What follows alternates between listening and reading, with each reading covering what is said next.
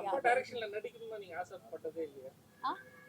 அப்பா கிட்ட தான் கேட்கணும். அப்பா டைரக்ட் பண்ணதே இல்லையே. ஆமா, அப்பா டைரக்ஷன் கிடையாது, ஸ்கிரிப்ட் தான். மேபி அப்பா ஸ்கிரிப்ட்ல நடிக்க வாய்ப்பு இருக்கு, அது நீங்க தான் சொல்லணும். அவர் சான்ஸ் கொடுத்தாருன்னா நடிப்பேன். பாதுகாப்பு இல்லைன்னு நினைக்கிறேன் மேடம். ஆனா அப்பா கூட துணைக்கு வந்திருக்காரு. பாதுகாப்பு தான் வந்திருக்கு. அதுக்கு உங்களுக்கு பதில் அப்பா ஏன்பா இப்படி மாட்டி விடுறீங்க என்ன? பதில சொல்லுமா.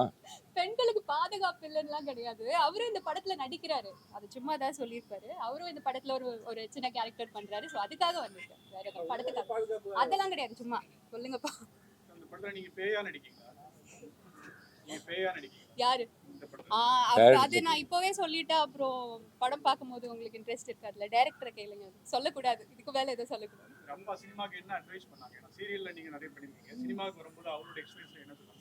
ஆக்சுவலி இது நான் நிறைய இடத்துல சொல்லியிருக்கேன். நான் படத்துல நடிக்கிறதே ஆக்சுவலி அப்பாவுக்கு பிடிக்கல. இப்போ கூட வேண்டா வெறுப்பாதான் உட்காந்துருக்காரு. அவருக்கு சுத்தமா பிடிக்கல. நான் பயங்கர சண்டை போட்டு பெர்மிஷன் கேட்டு பல வருஷம் போராடி தான் வந்து அவர் ஓகே சொன்னாரு. ஸோ எனக்குன்னு ஒரு ட்ரீம் இருக்குல்ல, எப்பவுமே அவர் ஃபோர்ஸ் பண்ண மாட்டாரு. எனக்கு இதுதான் பண்ணணும் அப்படின்லாம் கிடையாது. சரி உனக்கு பிடிச்சிருக்குன்னா பண்ணுன்னு சொல்லுவாரு. ஸோ அதான் நடிப்புன்றது வந்து நம்மளா இருக்கிறது தான் நடிப்பு. அதுதான் அப்பா எனக்கு கொடுத்துருக்குற அட்வைஸ். ஸோ நானா இருக்கேன், அவ்வளோதான். மற்றபடி பெரிய அட்வைஸ்லாம் இல்லை. உங்களுக்கு வர கதைகள் அப்பா கேட்கறது உண்டா இல்ல நீங்க மட்டும் தான் கேட்பீங்க? இதுதான் பண்ணும் அதுதான் பண்ணுன்னு சொல்ல மாட்டாரு. எனக்கு பிடிச்சிருந்ததுன்னா ஓகே, பட் அவர்கிட்டயும் நான் ஷேர் பண்ணுவேன். கண்டிப்பா அவரும் தான் கேட்பாரு.